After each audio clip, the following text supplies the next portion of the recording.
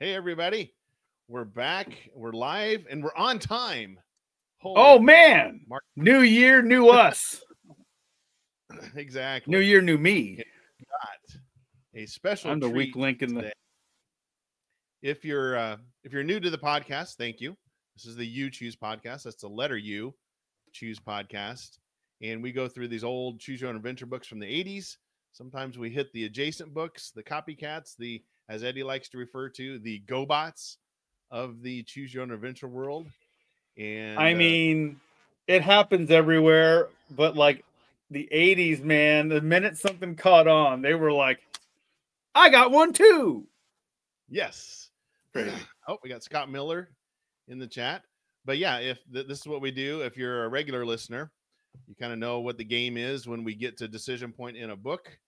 Then if you're watching, listening live, you can help us decide by telling us what direction you want to go. This is the you Because choose, not the Eddie choose or the Lee choose. no, You don't want that. not the I choose. Like we've been talking about it pre-camera time. This show, come March of this year, will be 5 years old. 5 years old. Is there a yay? Do we have a yay in there? A little celebration, Lee, on the.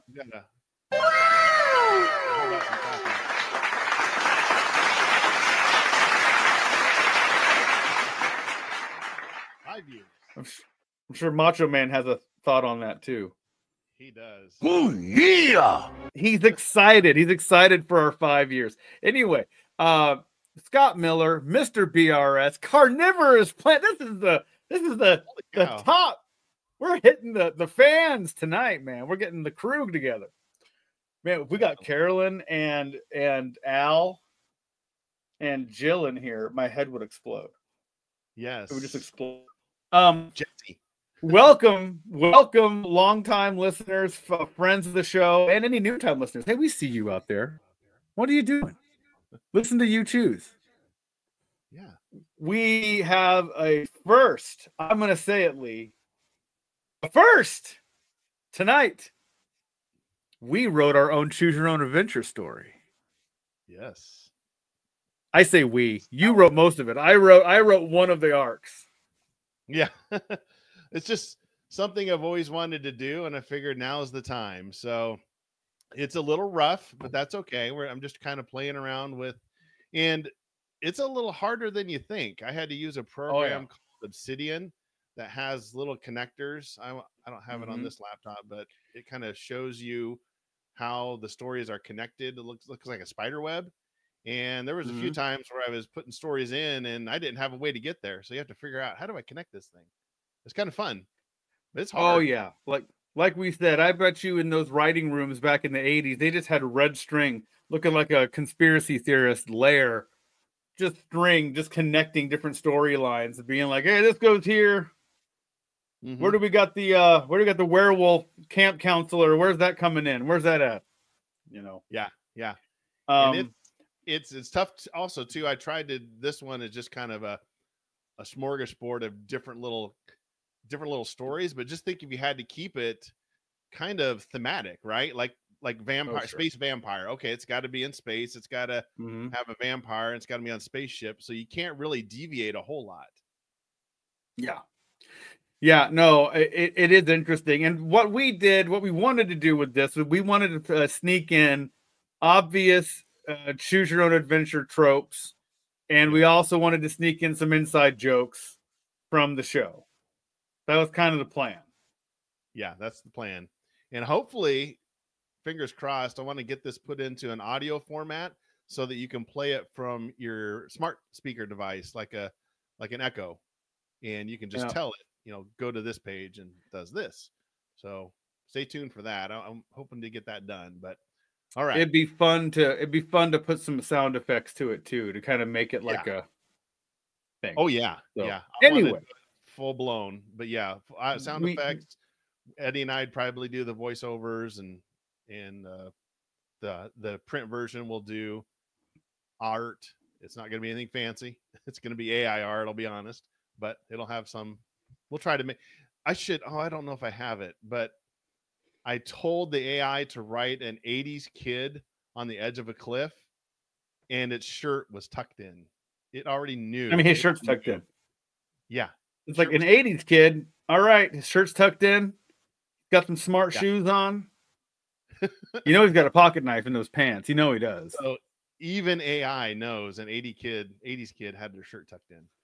Dude, the AI is, you know, it might be artificial, but it's intelligent. It knows a good 80s kid tucked that shirt in.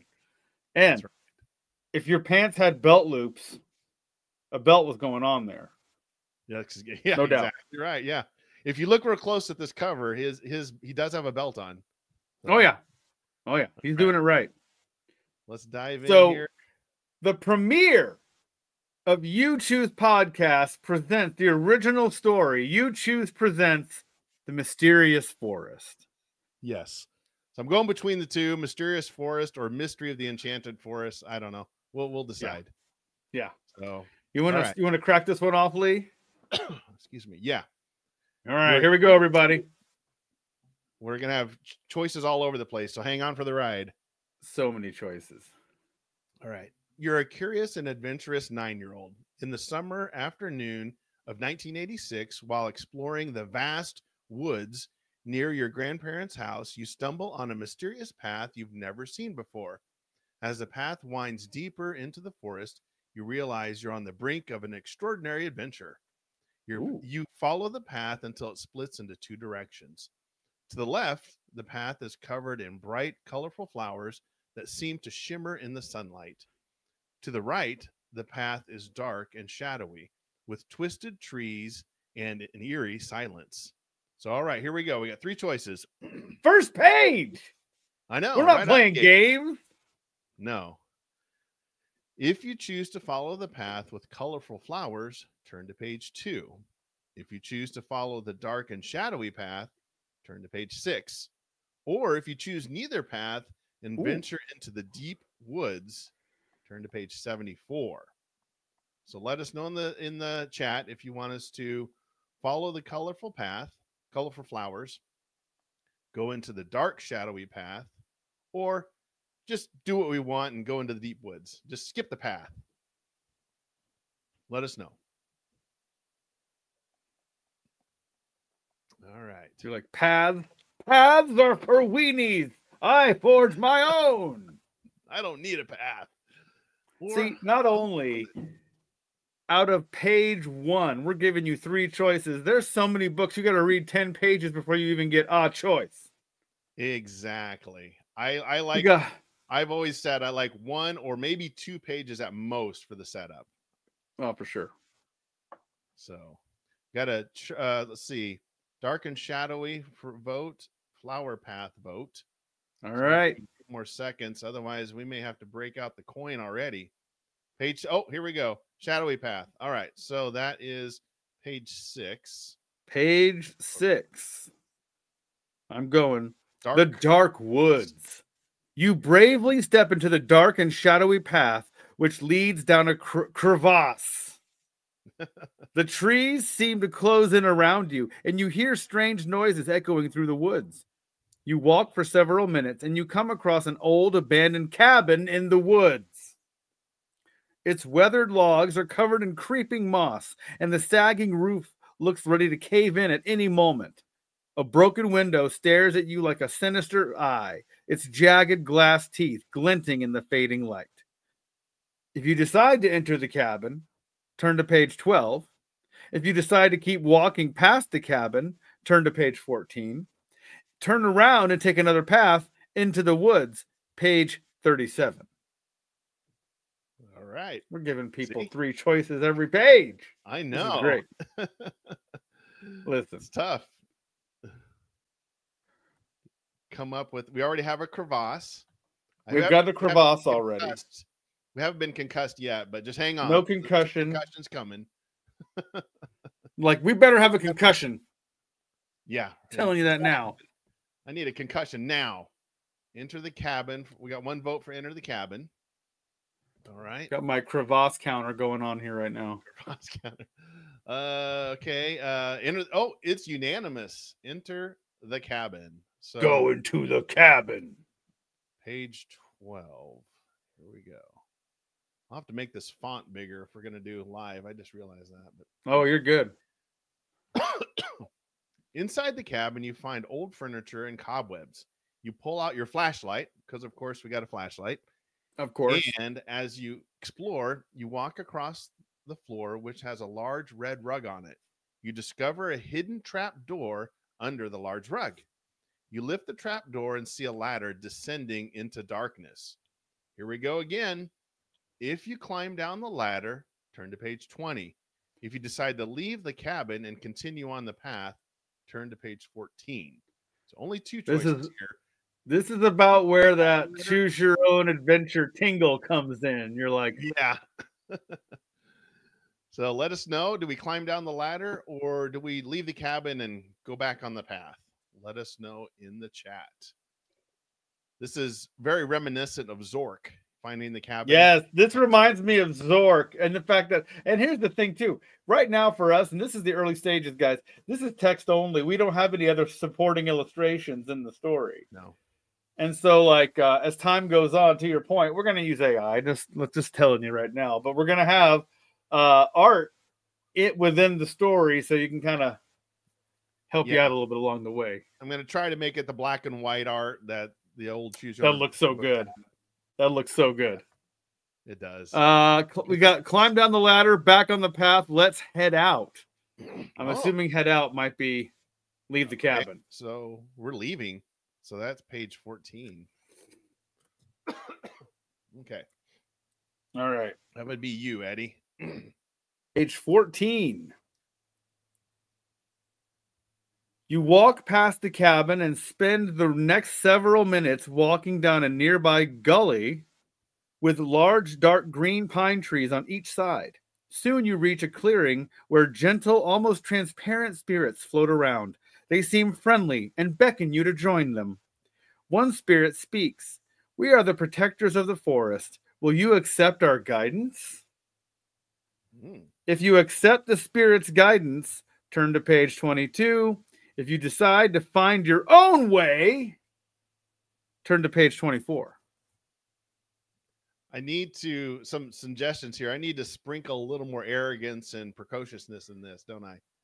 Oh, I mean, yes, I would think we need to have a little bit more, maybe a little bit more story cooked into before the choice kicks in, but some arrogance, some cockiness.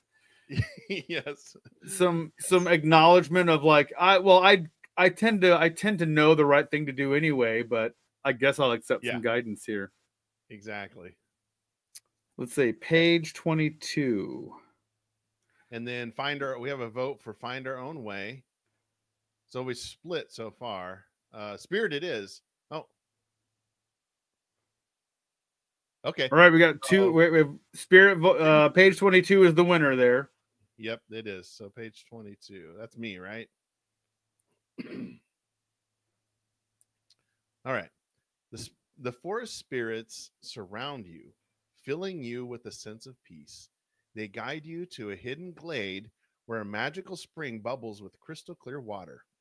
You have been chosen, one spirit says. Drink from the spring and you may gain the wisdom of the forest. Okay, here we go. If you drink from the spring, turn to page 40.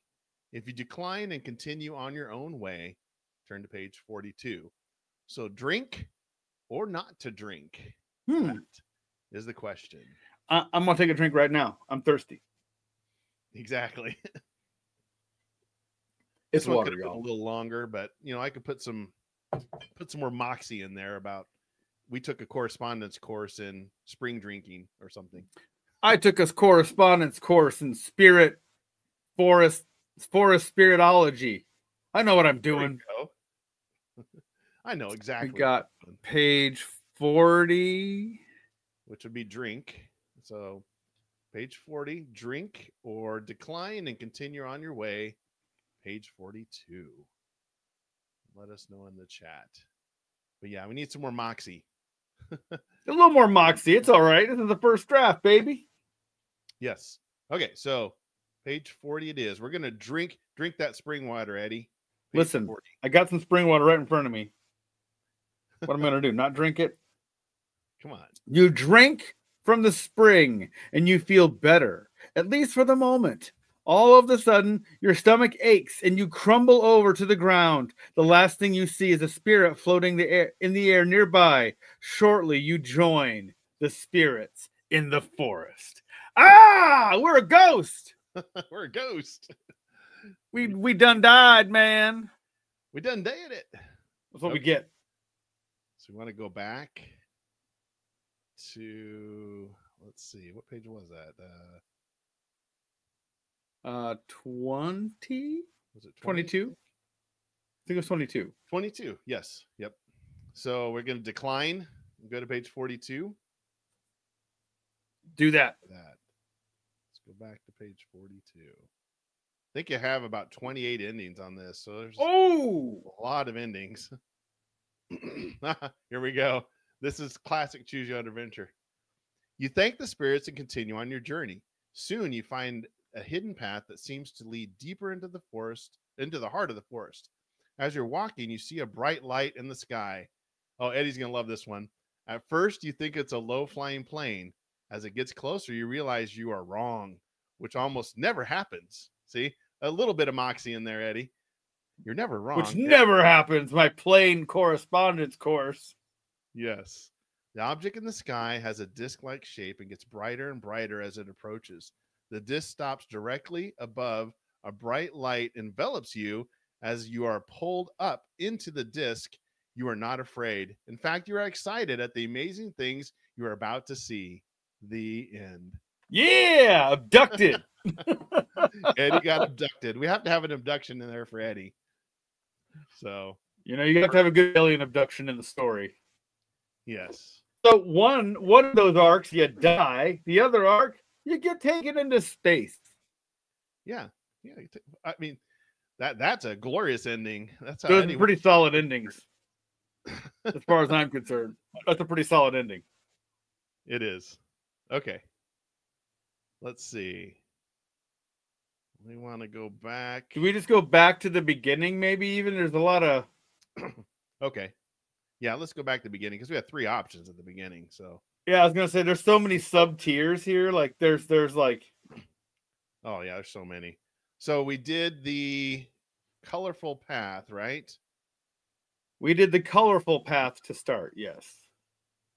So let us know in the chat if you want to do the shadowy path or do we want to venture into the deep woods? Either one of those, shadow path or deep woods.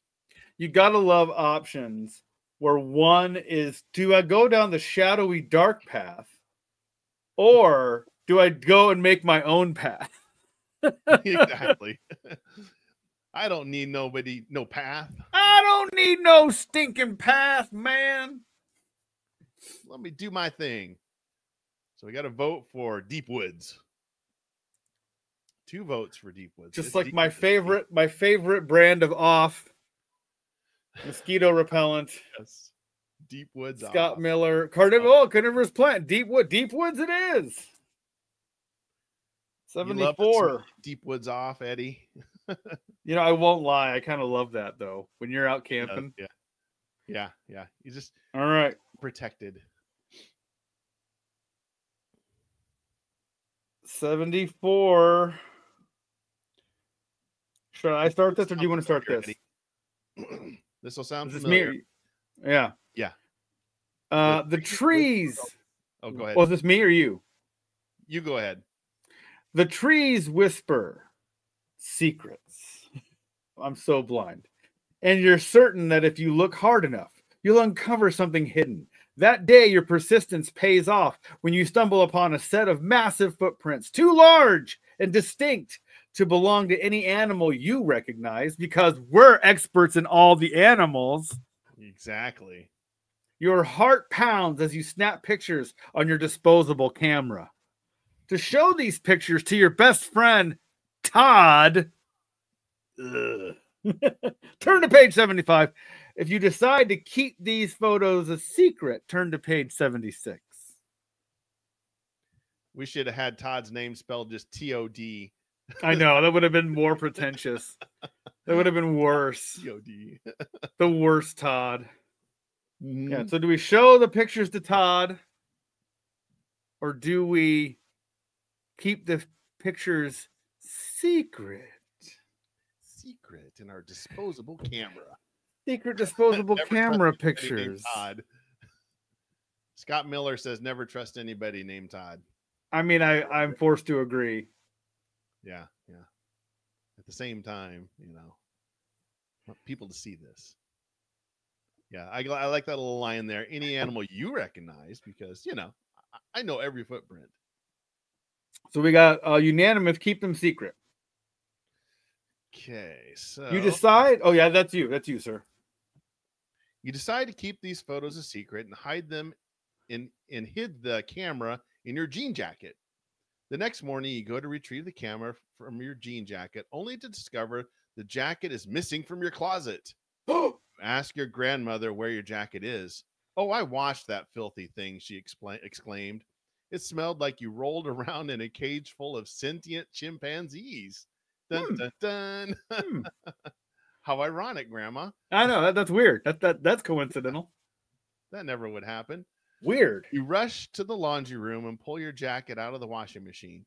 Your disposable camera is completely destroyed, along with all of your evidence. The end. There we go. That's a rough one. Let's back up. We should back up. Maybe show Todd. Okay. Let's see. Yeah, best friend. Okay, so 75. That would be you, Eddie. 75. You show your best friend Todd, who is doubtful at first, but soon Todd becomes as obsessed as you are. You both venture back to the woods every day, piecing together the mystery, broken branches, huge trees, and even strange sounds at night. It's clear something big, something ancient is living in these woods. One afternoon, while searching near a rocky clearing, you find what you've been hoping for, a large mound of fur caught in a thorn bush. Todd is ecstatic. All Todds are ecstatic, just so you know. But you feel something darker stirring inside of you. As Todd eagerly examines the fur, you realize what this discovery could really mean. Fame, attention. Everyone would finally know who you are, the one who found Bigfoot. Todd, though, is getting in the way of that. He's too excited, too trusting. You don't want to be the follower anymore. If you decide to listen to your darkest thoughts, turn to page 78. If you decide to not completely surrender to your darkest nature, turn to page 77. Okay, Eddie, I took the liberty while you were reading to change it from a rocky clearing to a crevasse, because we need more. Why not have crevasse when it's crevasse time? He's like, doing revisions already. I'm like, this is very rough, guys. The crevasse counter is up. Yeah, this is very rough. So if you have ideas you want to throw in here, I'm not opposed to throwing some suggestions in here. But you can never have too many crevasses. You can never have too many concussions. No. And you always have to betray a Todd. I mean, that's guaranteed. Someone's like, don't kill our friend. Don't kill our friend. Well, don't do that. Don't do it. We've killed Todds before. I mean, we're not. Yeah, our Todd death meter is pretty. We have one. We had a Todd counter on here. Well, we abandoned him once, and I think we did kill him. But so we don't know if he died when we abandoned him. I know. He might still be on that island. Right. So I think Mr. BRS booed us on doing a revision already. No. That's great. I think that was from the ending earlier. He's like, boo. Grandma washed our coat, our jean jacket. Man, if you had a jean jacket in the 80s, you were cool. I didn't have one. You were killing it. You didn't have one? No, I didn't get one. Oh, dude. I finally got a jean jacket, but it was almost too late. Like, it was so funny. I was always on the tail end, like I got a jean jacket. I swear it was like 1989, like 1980 when they were pretty much done. Kidding me? Dang it. All right. So let us know in the chat. Do we listen to our darkest thoughts, or do we completely decide not to surrender to our dark nature? Let us know in the chat. It's kind of like you got your Castle Grayskull, Eddie, about a year late.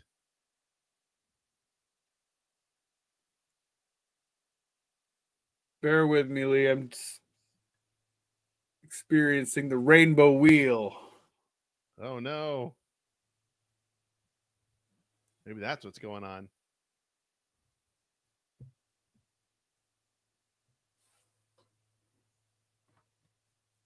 Don't surrender to the dark side, Carnivorous Plant said.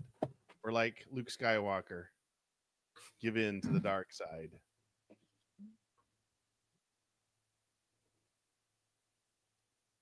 So we got one vote for don't surrender to the dark side.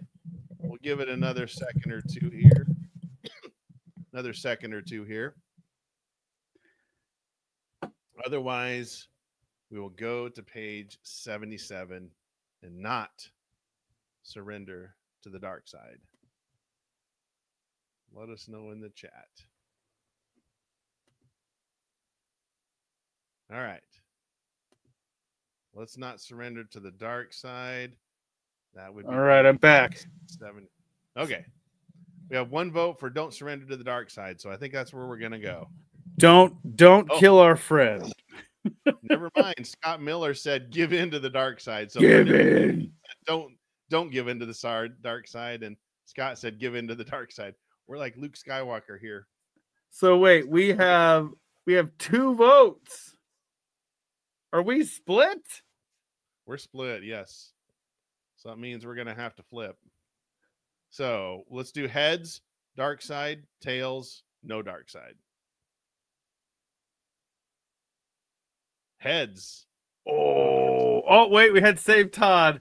I guess. Oh. LOL. So the flip okay. has been nullified. Okay. I will say, we don't have to do this now, but y'all are going to want to see that ending. So we decide to not completely surrender.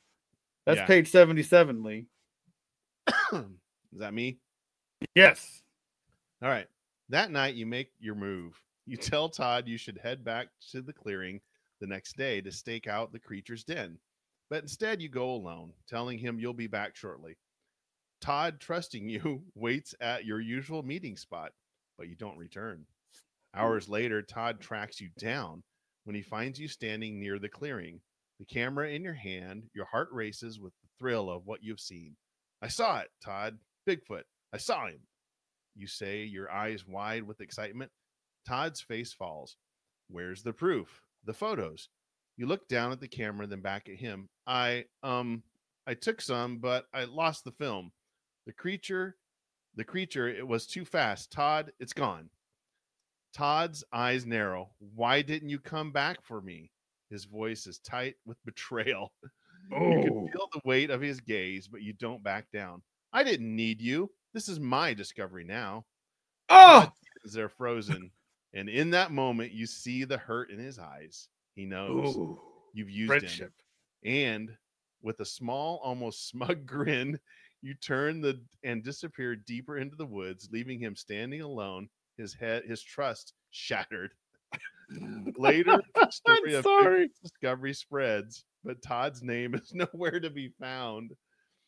Only yours appears with the photos that don't show the truth, but still paint you as the one who uncovered the creature. You know you've done something awful, but it doesn't matter.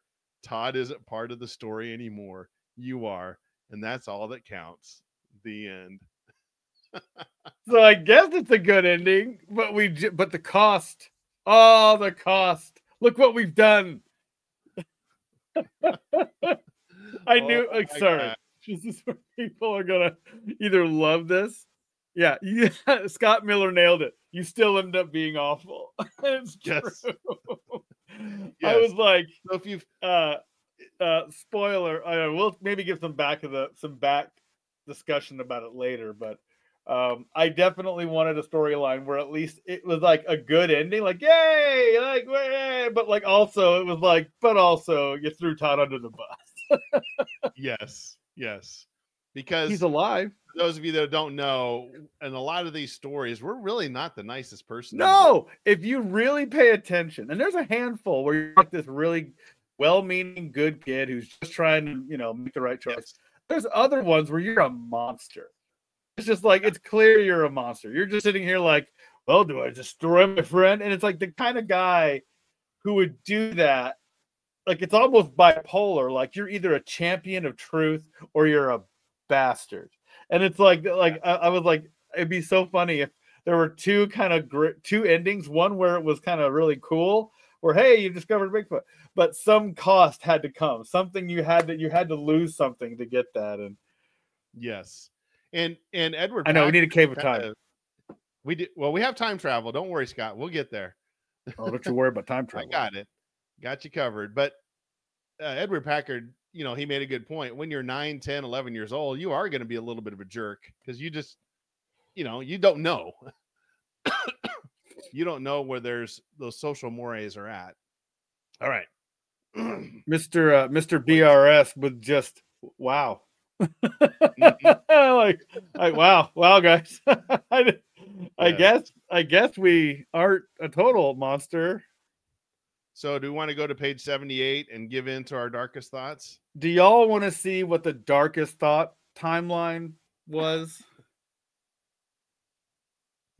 Scott Miller. Some people never grow out of that. Well, yes, I oh, Scott, speaking the truth. Hey, listen, some of these stories are pulled from real life. Lee knows what I'm saying. He knows the Bachma of it all. Ooh, I said it. Oops. Did I say that out loud? Oops. Is that me? All right. Let's see all right. the side. This is the darkest. You do this. This is the darkest timeline that I want to point out. All of our listeners tonight did not choose. Y'all are good people. Yes. Some people saw directly where it was going. Like, what was it? Someone ended up literally saying, Scott has it down. Don't trust anybody named Todd. And then later on, someone goes, carnivorous plant. Don't kill our. Don't do it. Don't do it. Here we go. You decide to hearken under your darkest. I got to do this in character. You decide to hearken unto your darkest nature. Words begin to form in your mind. Words you've seen before. Yes! These words are a spell you saw once while playing Dungeons and Dragons with your friends. Doesn't get more 80s, kids. Yes. You whisper the spell, but then begin to chant it more and more loudly. What are you doing? Scott yelled as a whirling vortex began to form and grow larger under his feet. The vortex pulling leaves and small trees into its magical void. Soon, Todd is swallowed alive by the vortex, but you don't know the words to stop the spell. The vortex continues to grow, swallowing you, your town, and eventually the entire earth. The end. We destroyed the planet. Yeah. Scott, now they both died. Yes. Yeah. Now yeah. Yeah. Yeah. See what happens? Don't play people. See, even though you're still terrible, don't do it. Killed everybody, man. Don't do it. You did. All right. So yeah, carnivorous plant, epic ending. Yeah. I figured that was a good one. All right. Let's go to. Well, we only got one left. So page 6, right?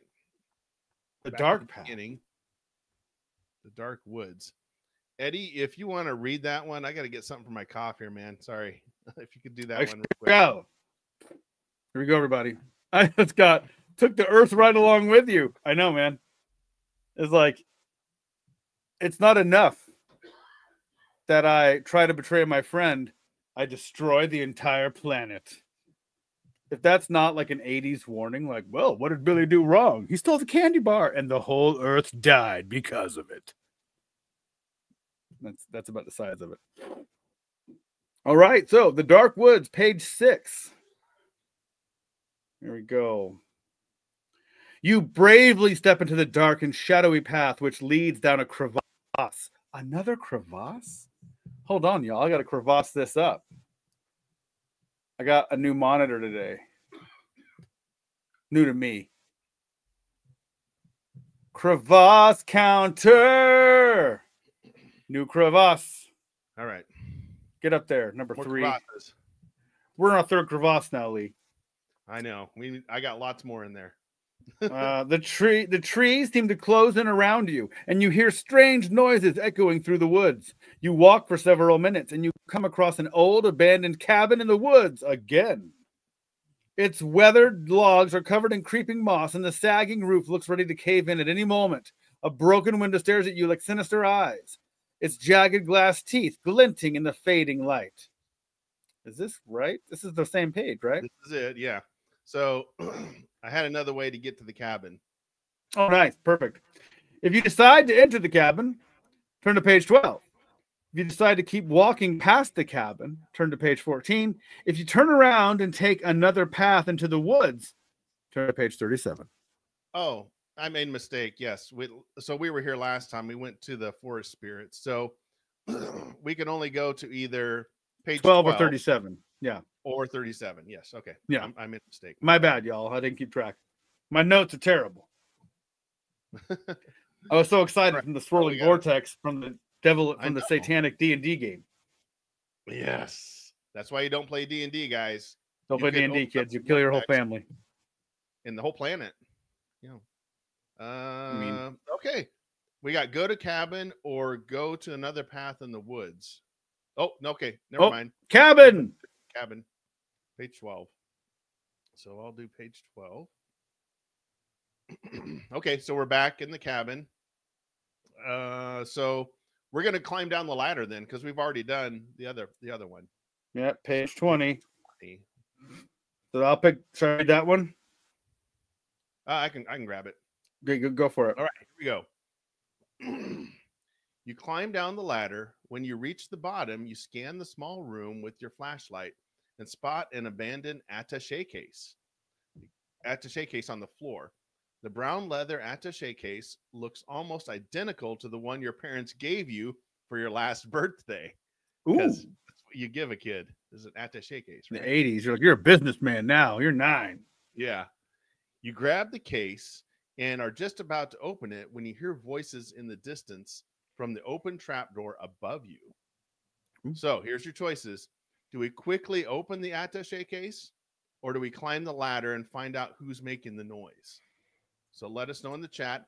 Do we open the attaché case, or do we climb the ladder? It gives us a spoiler in the framework of a title called Gypsies, which I know is not a politically correct term nowadays, but back in the 80s, it was all over the place. It was like, we need someone of mystery. Who do we? The Gypsies. You're like, oh, cool. What could go wrong with this? If I remember correctly, we read 2 separate books that had gypsies in them. Oh, dude. Oh, yeah. We had the one that was the vampire. It was the Curse of the Vampire one. Yes. There's one other too, at least. There might be 3. I'm not sure. The gypsies, quote, gypsies in that book were so like, they could tell it was like, we're really leaning into a cultural group of people here, but they made them like superpowered. They were like Superman. Mm-hmm. They're like, the gypsies have the gypsy magic. And you're like, oh God, the gypsy magic. Kind of the lore, wasn't it? Like the Eastern European, they were magical or, something. Certainly had a foot in the world, the other world, had a foot in the paranormal, They did. So open the case. All right, open the case. There we go, page 73. 73. So that would be you, Eddie. I'm trucking.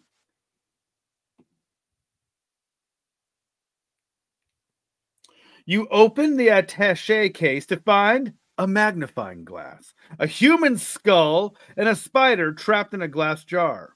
You examine the items carefully and fail to notice the lid on the jar is not tight. The deadly spider, you thought it was dead, quickly crawls onto your exposed ankle and bites you. As the deadly venom courses through your body, you realize this morning you thought you would look cool like the other kids and rolled up your jeans, exposing your ankles. Fashion and hubris have killed us. Killed us. Yeah. Oh, man.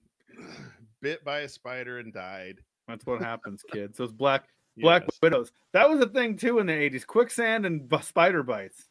Spider bites, yes. Oh yeah. So let's go back. We want to go back to, let's see. We're trucking through endings, guys. We've done like 6. Yeah, we are. That's why I like this one. Go back to where we had the 3 choices, wasn't it? We could go talk to the gypsies. Okay. So page 20 is where we're in the basement. So climb the ladder and find out who's making the noise. That was page 61. So I'll read that one. Yeah, should have went with the gypsies. Yep. Hey, exactly. You never know. Good job, Scott. Know. You swiftly ascend the creaking ladder. The worn wooden rungs groan beneath your feet as you put your foot on the final rung of the ladder. It cracks and breaks. Oh! You fall to the hard floor on the basement. You're knocked unconscious and wake up a few minutes later. You look around and find the attaché case. We're concussed. We're concussed, so we got a concussion. Had to have that one in there. With the case clutched tightly in your hand, you carefully climb the ladder again. As you push open the door, the rusty hinges squeak in protest, and you gaze out into the bright sunlight, where a ragtag band of gypsies is making their way up the winding path to the cabin. Their tattered and colorful clothes seem to be a poor attempt to mask their shady intentions. The gypsies block your path, their eyes fixed greedily on the item in your hand. Ooh. Their faces a mix of cunning and desperation. An old gypsy woman, her face a map of wrinkles and scars, cackles with a voice that sends shivers down your spine. "What have we here, young man?" she says, her beady eyes glinting with malice. Oh my God. As they part to reveal a young girl your age. Her bright smile and sparkling eyes seem out of place among the rough and weathered faces of the gypsies. She waves at you enthusiastically, but you can't help but wonder if she's been coerced into their midst. The old woman gaze lingers on you, her expression a mixture of curiosity and calculation, making you wonder what the ulterior motive they might have. If you talk to the girl, go to page 3. If you try to run away, turn to page 19. So do we talk to the girl or do we make a run for it? Let us know in the chat. So this is feeling right here like a traditional choose your own adventure. I think we need to add maybe a little more story to some of the other shorter bits. Yes. My opinion. We'll see what the guys say. Actually, and here's the thing. Anyone watching with us tonight, first of all, again, thank you so much. We really appreciate this. We're trying something new, and give us your thoughts if you don't mind. Do it in the comment section here, or you can message us on one of our social media platforms. We're on Facebook and the old Instagrammies. So feel free to message us that way. Or what was it? A Uchoosepodcast Gmail? Is it at gmail.com? The letter U, just the letter U at Uchoosepodcast.com. So letter U and then you choose with the letter U, choosepodcast.com. Nice. So you choose? You choose, yes. You. But let us know if you don't mind. Let us know what you thought about the story here. What things you liked, what things maybe you didn't like, whatever. Help us make this better. Publish this baby. Anyone watching gets a free copy, by the way. Well, it's gonna be free anyway. That's true. Yeah. No charge for the free book. We'll sign it for you. Yeah, there you go. Talk to the young girl. That would be you, Eddie. Page 3. You decide to stay and talk to the young girl. Hi there, you say, trying to sound braver than you feel. I'm just exploring. Who are you? The girl steps forward. Nice to meet you, just exploring. Ha ha ha ha ha! Dad jokes. Oh boy. Sorry. Her eyes sparkling with excitement. I'm Esmeralda, she replies, and you've stumbled upon something incredible. Yeah, that attaché case you're holding, it belonged to my great-grandfather. He was a famous explorer who vanished while searching for a lost treasure. Esmeralda explains that the case contains vital clues to finding the treasure. She and her family have been searching for it for years. With your detective skills, there we go. There we go. With your detective skills and our knowledge, we might actually find it. Will you help us? Your heart races with excitement. This could be the adventure of a lifetime. Agree to join Esmeralda and the gypsies on their quest? Turn to page 30. Do you politely decline and head home? Ding! Page 23. Find your way back home. Okay. Yeah, Carnivorous Plant said, yeah, adding a bit more to some of these might not be a bad idea. Even if it's kind of like, because everybody watching tonight knows what we're saying. Anyone listening later, probably same deal. Every choose your own adventure story, has like a main plot. It has a main trunk. If it's a tree, that's the main story. Everything else is like a branch. I think there's a couple that are just all branches. You know what I mean? I don't think for the most part, you have that main story, and then everything else is kind of an offshoot. It is. And so when you have those offshoots, it's that easy. It's that easy, Carnivorous Plant. Just become one. I'm a gypsy now. Yes. So page 30. Yeah, this one I kind of just did a hodgepodge of trying to fit in all the tropes. Well, I love that idea of listen, imagine. This is how you do your Kickstarter. It's like, imagine a choose your own adventure book, completely full of every choose your own adventure trope you could ever come up with. That's what this is. That's what this is. That's what this is, essentially. Yeah, you're right. You got main quest. You got weird side things that end to nothing. You have dead ends. Yeah, it's great. I think this is draft one, baby. Yeah. You decide Here we to go. take a look at the attaché case contents while also learning more about Esmeralda's great grandfather. Before we go any further, you say, pulling out the magnifying glass, I'd like to know more about your great grandfather and this treasure. What can you tell me? As Esmeralda begins to speak, you carefully examine the inside of the case. My great grandfather was Professor Archibald Blackwood. I got to have an Archibald. She explains. He was a renowned archaeologist and explored in the 1930s, obsessed with finding the lost city of El Dorado. There it is. Eyes catch a glimmer in the case's lining. Using the magnifying glass, you discover a hidden seam. He disappeared during the final expedition.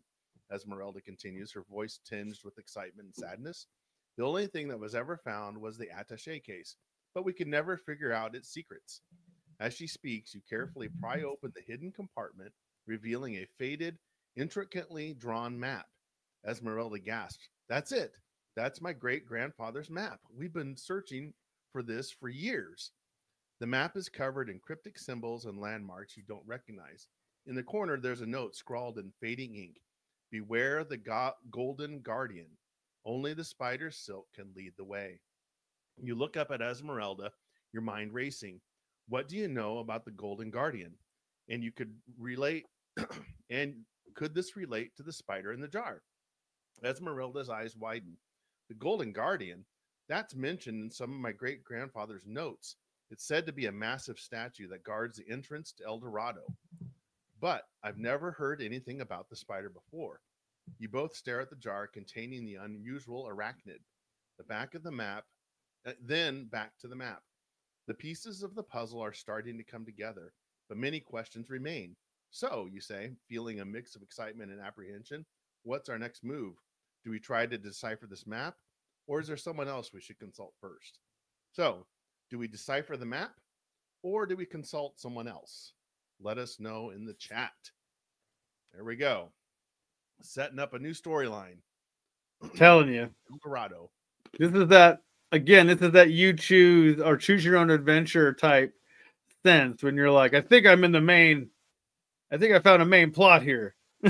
Main plot. Yep, you're right. There, I agree with you. There's some main trunks of the tree, and then you have these little tiny branches sometimes that just, you got to kill him off some way, or leave Todd dead, or abandon Todd. I think, yeah. There's Poor Todd. Decipher the map. His fate was decided when his parents named him Todd. Yes, with 2 D's. All right. You got that decipher. Decipher the map. That is page 56. All right. You and Esmeralda spend hours poring over the mysterious map, trying to make sense of its cryptic symbols. As night falls, you realize that some of the markings correspond to constellations. Using the stars as a guide, you identify the location of the nearby mountain. Still, there's hubris here, because this kid's like, constellation to this up. Look at this. The next morning, you set out on an expedition. After hours of grueling travel, you reach a cave opening. The both of you walk for hours, coming to a wide ravine, not a crevasse, No. with an enormous golden statue looming on the other side.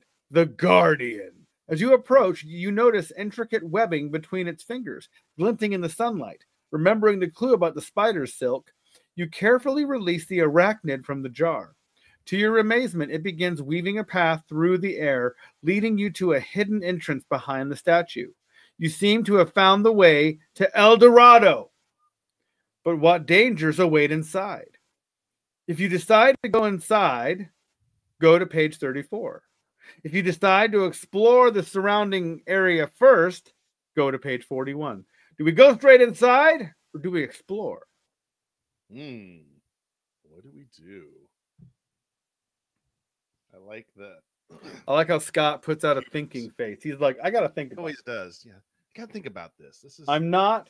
And Scott's bringing the emoji game. He's bringing a steady emoji game. Mr. BRS is too. I've been noticing the occasional thinky man. He's like, Yeah, I decided to put some ravines, some gullies, but mainly crevasses. Well, currently our counter stands at 3 crevasses, 1 concussion. That's why you got the 3-1 up there. Yeah, we need some more concussions. I agree. We're a little low on the old concussion meter here. I want to see that. Yeah. See those. Put some concussions on the board, kids. That's definitely something I'm gonna have to go back and do. Add some concussions and some crevasses, and I would love to have a side quest storyline in here, and maybe this book is already a little like it's a perfect length the way it is. Maybe we do a short story, kind of like the Christmas one. I'm actually saying we should do this. Like, you know how the Christmas Choose Your Own Adventure has like what 8 endings maybe total? Yeah. We should do one called "Oops, All Concussions," and just every it's just a different way. You get concussed in a different way every time. That would be great. It's just called "Oops, All Concussions." Oops, all concussions. Let's see. Carnivorous Plant says explore. Scott Miller says go inside. So we're split. Yep. And then Scott has a great idea for an ending. Wake up as a Christmas ornament. We got 2 explore. Dose. Okay, so it's explore. So page 41. Go for it, sir. All right, page 41. You and Esmeralda decide to explore the area around the giant golden statue, hoping to find a safer way to uncover El Dorado's secrets. Ooh. You circle the base of the statue. You notice small golden nuggets scattered on the ground. Esmeralda's eyes light up. Despite your unease, you both begin to collect them. We're not actually entering the city, Esmeralda rationalizes, pocketing a large gold nugget. Surely there's no harm in taking just a few souvenirs. You nod hesitantly, picking up a gold coin. As you examine it, you feel a tingling sensation in your fingers. Alarmed, you drop the coin, but the feeling intensifies. Suddenly, Esmeralda lets out a horrified scream. You turn and see her staring at her hands in terror. They're slowly turning to solid gold. The transformation creeps up her arms as she frantically tries to empty her pockets, but it's too late. You attempt to help, grabbing her arm, but quickly recoil as you feel the gold spreading to your own hand. In panic, you back away, watching helplessly as Esmeralda completely transforms into a golden statue, her face frozen in a mask of fear and regret. Realization hits you. The curse of El Dorado extends beyond its walls. This small act of greed was enough to trigger its wrath. You flee the area, your partially golden hand a constant reminder of your narrow escape and Esmeralda's fate. You make your way back to civilization, You're haunted by the knowledge that El Dorado's treasure is truly untouchable. The Golden City remains hidden, its secrets protected by a curse that punishes even the slightest hint of avarice. Your adventure has ended, but the weight of its consequences will stay with you forever. The end. There Dang! You got the gold hand. we got the gold hand, the Midas touch. I'm telling you, dude, if I had to walk out there with a solid gold hand from my thing, I would just take that baby off. I'm like, this is useless to me. I have a gold hand. It's frozen like this. I can't do anything. I can't play video games like this. Cut that baby off right here. Right there. Just sell it. Golden hand. Cash that baby in. Melt it down. 10 mil right here, baby. It'll be all right. Oh, man. Here Scott said, have every ending be falling down a crevasse. That's good. That's good. Oops, all crevasses. Oops, all crevasses. Oops, all Todds. You just a sea of Todds. Oh man. Let's see. Where was the other one?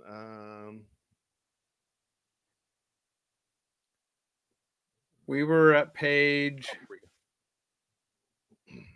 Yeah, go inside El Dorado. Isn't that it right there? I think it was, but I don't remember if there was something else before that, though. It's pretty sad. Yeah, I forget the page that we were on right before that. Yeah. Dude, you have so many great arcs in here. I know. Let's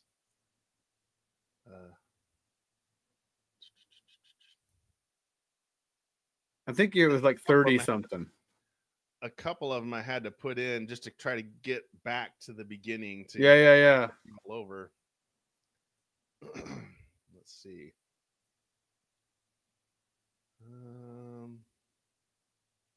Back to the entrance.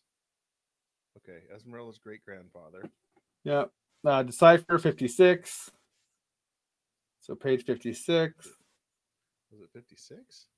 I don't think so. I think I have one more after that. Then there we go. It was 56. 34. 34. There we go. Okay. I think you were right. Is this me then? That one? Yes. 34. As you and Esmeralda stumble through the shimmering surface of the mirror, you feel a brief sensation of weightlessness before tumbling onto solid ground. Is there a mirror? Did we miss that? See, that's what I'm wondering. I'm wondering if I'm missing. There might be a little nugget here that's. Yeah, I might have to go back. That's all right. We'll go through here. Yeah. You feel a brief sensation of weightlessness before tumbling onto solid ground. Disoriented, you slowly rise to your feet, helping Esmeralda up as well.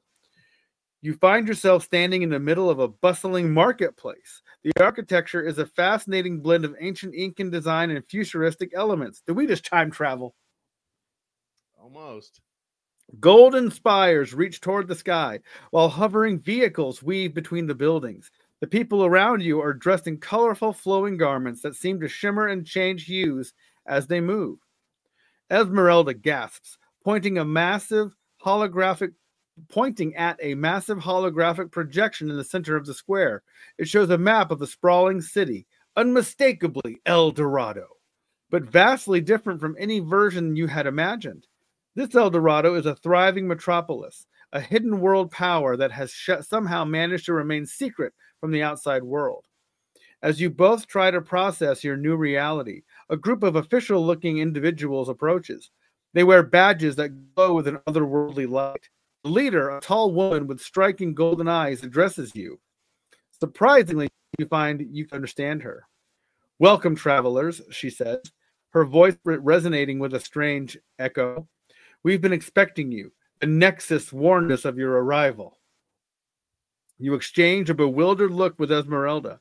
It seems that in this version of El Dorado, interdimensional travel is not only known but anticipated. The woman continues. "You've passed the final test by finding your way here. You will join us as interdimensional ambassadors, helping to maintain the balance between the many versions of our city." As the implications of her words sink in, you realize that your adventure is far from over. In fact, it's only just beginning. This new El Dorado offers possibilities beyond your wildest dreams, but it also presents challenges and responsibilities you never imagined. You turn to Esmeralda, seeing the same mix of excitement and apprehension in her eyes that you feel. The El Dorado you sought has led you to something far greater, a multiverse of endless possibilities with this advanced secret city at its heart. The end. That is an amazing ending. Wow! Your interdimensional ambassador. There we go. Boom. That's good. There's one more I kind of want to run. Yeah, a sequel. Exactly. I know. Interdimensional ambassadors. That was a really good ending, man. Or, that was a good one. Well, there's one more I kind of want to run by everybody real quick that I really like. That one's really good too. Does it involve us, this Sparta kicking Todd into a... No Todd. Unfortunately, I don't have a Todd, but we do have time travel. Todd. Ooh. So let's go to page 37. And so the dark path. Yes. So page 37. Here we go. Wild Wild West, page 37. You never meant to wander so far into the woods, but something seemed to be leading you deeper into the forest. As you push through the thick patch of brambles, the ground beneath your feet begin to spin like a carnival ride, and the dark forest dissolves in a blinding white light. So it's not a cave of time, but we are going to do time travel. So here we go. When your vision finally clears, the familiar maple trees have vanished, replaced by towering cacti and rolling tumbleweeds beneath a scorched desert sun. This might be a time slip.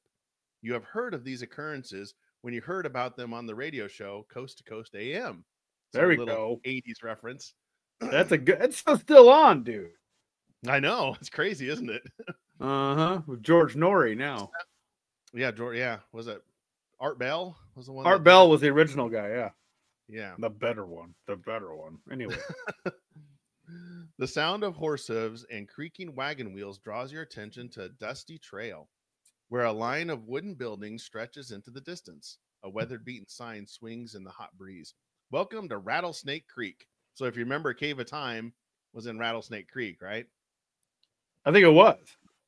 It was. Look at you go. That was 18. Little throwback there. Little throwback. 1886 established. Your modern sneakers and tucked in collared shirt definitely doesn't fit in here.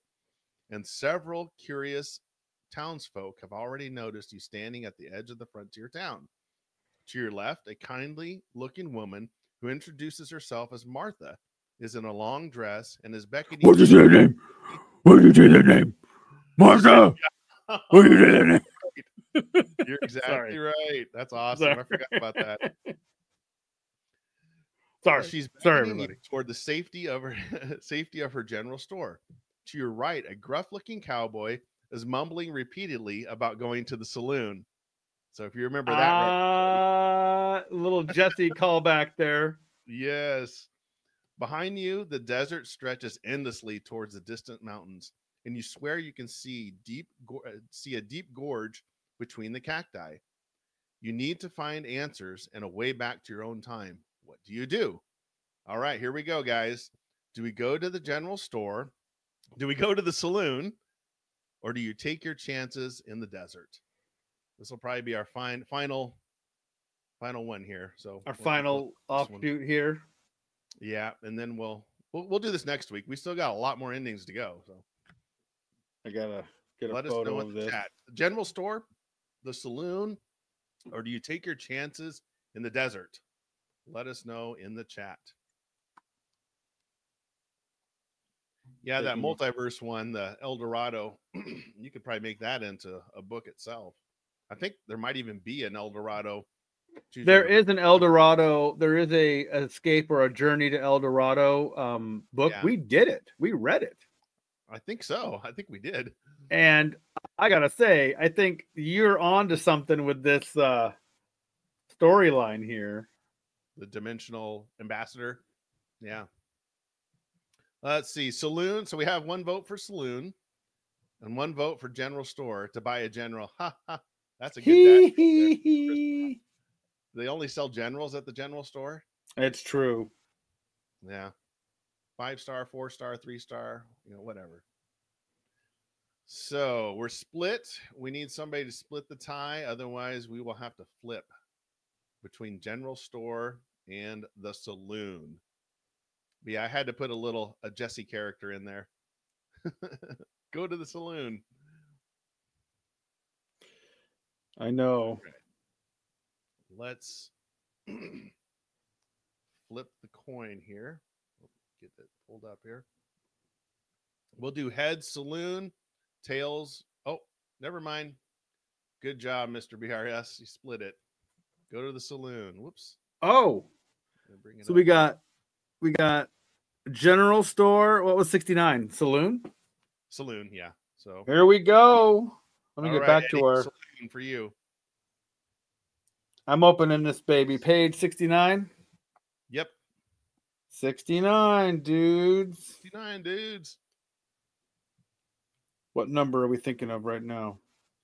You decide to follow the gruff-looking cowboy into the saloon, hoping to gather information and possibly find a lead on returning to your own time. As you enter, the swinging doors creak, and the patrons turn to gaze at you. The air is thick with smoke, whiskey, and sweat. The cowboy continues to mumble to himself, ignoring you, and takes a seat at the bar. To blend in, you order a whiskey and try to strike up a conversation with the mumbling cowboy, but he's unresponsive. The bartender, a grizzled old man with a thick beard, leans in and whispers, "Don't mind Jesse. He's been different since last year." "What happened?" you ask. "Prospecting for gold out in the desert," the bartender replies. "Came back claiming to see shadow people. Folks thought he's gone plumb crazy." Jesse looks up, his eyes wild. "Shadow people! They're coming!" he exclaims before returning to his mumbling. The bartender shakes his head. "Like I said, don't mind him." Press the bartender for more information. Page 70. Leave the saloon and go back to the general store. Page 55. Like how Scott called that. Yeah, underage drinking. We just order a whiskey. We're 9. I know. Remember, what was it? I think it was Back to the Future 3. He ordered a glass of water. And it showed up. It was brown. He's like, brown water. Yes, exactly. That's kind of what I was thinking of. You gotta blend in. Yeah. Or like I think you did. Bill and Ted's, remember they go to the saloon and they didn't even card us. I think that when he ordered a beer and he goes, "We don't serve beer around here. We serve whiskey." Whiskey. Page 55, Scott Miller says, "Go to the general store." We'll give it a little bit longer. Yeah, I had to have a prospector named Jesse in here. You got to have that. For sure. That's fun. All right. Get more info from, well, we're split. Okay. Press the bartender for more information. And then we have general store. We'll give it a few more seconds. And if we don't get some more votes, we can flip our coin, which so far tonight has been nullified every time. Every single time. So I get ready to.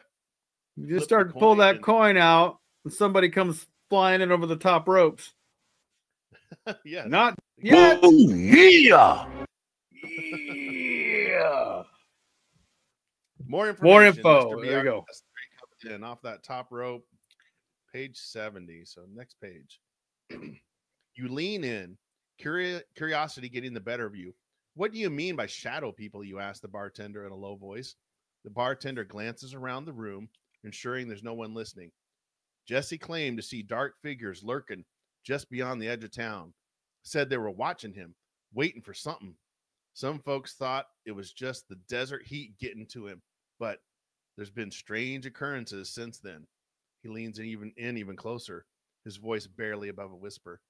"Tools, gold, even people gone missing, strange noises at night, and some folks have even reported seeing shadowy figures flitting around the outskirts of town. Here we go. Ask about the gorge outside of town or press for more information about Jesse's prospecting. So, ask about the gorge or to request more information about Jesse's prospecting. Let us know in the chat. This is another good arc here. Yeah, I kind of wanted to get into this one. There is a few more arcs, but they're pretty small. This one and the El Dorado one are probably the more prominent ones, and evidently I need to go back and fix that El Dorado one a little bit or figure out where I mean, El Dorado probably needs a little tweak. There's probably a little connector that's kind of busted there. Yeah, I'm missing a connector, so I got to go back and figure out what I'm missing. So I would that's what this is for. Got 2 votes for the gorge. Okay, that is all right. 72, Eddie. All right. Curiosity piqued.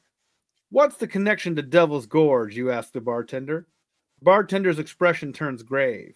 That's where Jesse found the medallion. The medallion. Some say it's cursed, drawing the shadows to our town. Folks whisper about ancient rituals and forbidden knowledge hidden within the gorge's depths. Many say the origins are from the Aztecs or even older. Intrigued, you press for more information. Tell me about the gorge. Devil's Gorge is a dark legend, the bartender begins.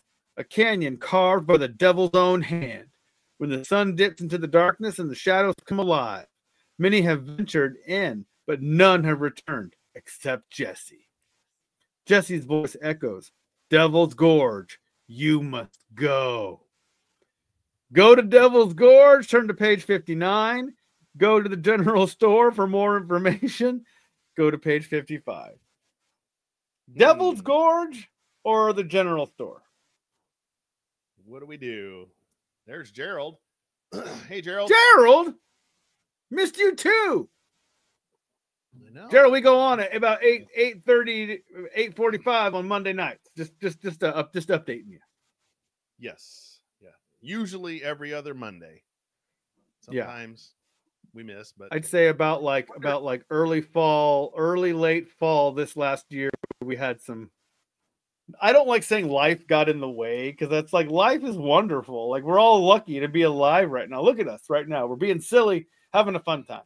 But sometimes things just don't play out. You got work and family and all sorts of stuff. So barring weirdness, we'll be on that gorge. This from Devil's Gorge to Devil's Crevasse. I think that'd Devil's be hilarious. Gorge kind of rolled off the tongue a little better. I think gorge. I think if we crevasse it too much, we're going to crevasse ourselves into oblivion. We got gorges coming out of our ears here. People are yelling gorge. Yes. So 59, that would be me. 59, right. Dude. Oh, wait, that doesn't work. Yeah, 59. You venture into Devil's Gorge driven by your 9-year-old curiosity and arrogance. See, I just throw that one out there. Sounds good. I buy it. All uncover the secrets within, you boast to yourself. As you descend into the gorge, ancient symbols etched into the rocks catch your eye. They pulse with malevolent energy, whispering dark secrets. Primitive superstitions, you sneer, yet feel drawn to the symbols. You study the symbols, convinced you can unlock the power. The markings seem to shift, revealing the hidden message. Here's the message. Beneath shadows, truth lies. Seek, but beware the price. You scoff. A simple riddle. I'll uncover the truth. After all, you did take a correspondence course in riddle solving. Suddenly, shadowy figures emerge. I know. Yes! You shouldn't have come here, the shadowy figures says with a hiss. The symbols glow brighter and you feel your body contorting. Your screams echo as you transformed into a coyote. As you howl at the moon, you almost realize your arrogance may have led you to this fate. Why a coyote, you lament? Why not a shark, ruler of the ocean? The shadow whispers, your pride earned you this form. learn humility. The end. There we go. Oh, that was another good one. I kind of threw a lot in that one. A correspondence course, a shark. I don't know. Listen, sometimes you got to sneak them in, man. I like that Wild West time travel line. And there's still more to do in this arc because we haven't done it all.